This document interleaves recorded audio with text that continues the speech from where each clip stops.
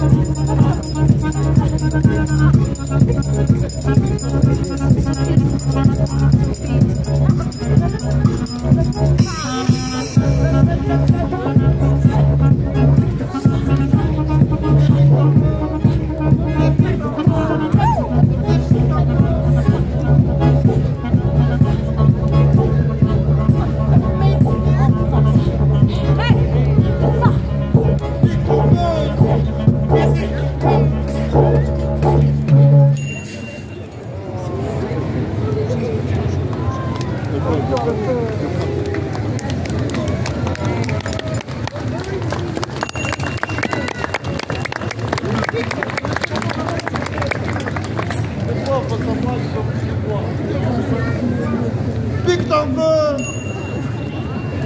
Pique dans le feu!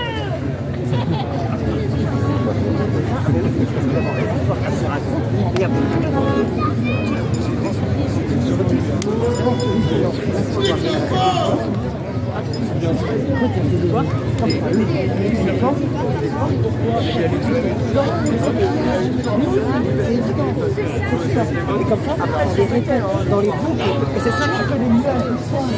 Je me rappelle bien l'histoire. Écoutez! C'est dans l'air né au vent. Il est des nuits. Il est des nuits où le bruit de l'histoire s'écrit sur la toile noire. Écoutez, ouvrez grand mon coquillage et vous entendrez. Il est un pays où le mensonge vieillit et où la vérité prend la couleur du temps. Il est un pays de grandes fêtes, une fête un petit peu comme celle d'aujourd'hui. Oui, où une jeune femme, une jeune flottine, aperçut un flottin qui, à ses yeux, était un tout petit peu plus beau que tous les autres. À ses yeux seulement, il virevoltait parmi les gens qui dansaient. Et ça lui mettait à elle, à la flottine, un petit tambour dans la poitrine. Et ça faisait... Tape! Fais battre le cœur, vas-y, tape! Laisse la femme s'élargir et se gonfler.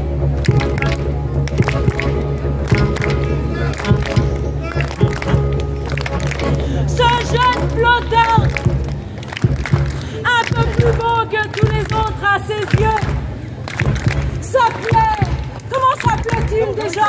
Fredonnant! Fredonnant, exactement, Fredonnant. Elle osa lui parler.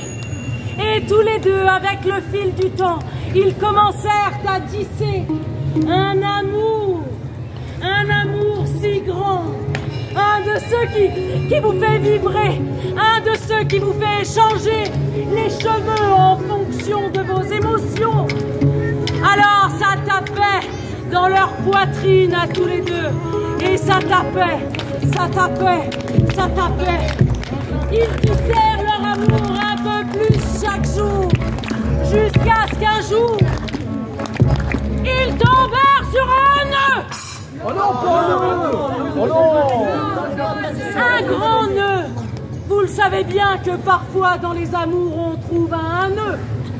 C'est-à-dire que Fredonnant trouvait que Naïve n'avait plus tout à fait la même odeur, que son sourire était un petit peu terni, et qu'elle n'avait plus tout à fait les palpitations.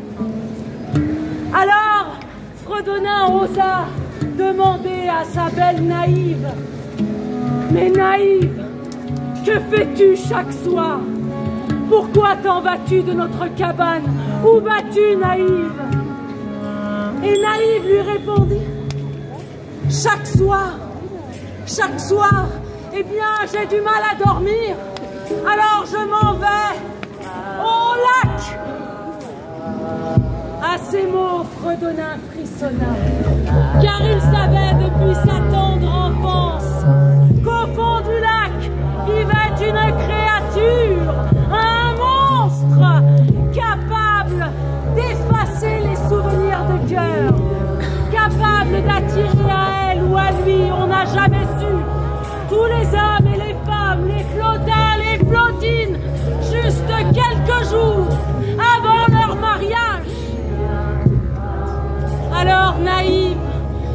Naïve allait se baigner dans le lac. Fredonnin la supplia. Je t'en supplie, ma Naïve, ne va plus te baigner dans le lac. Reste avec moi.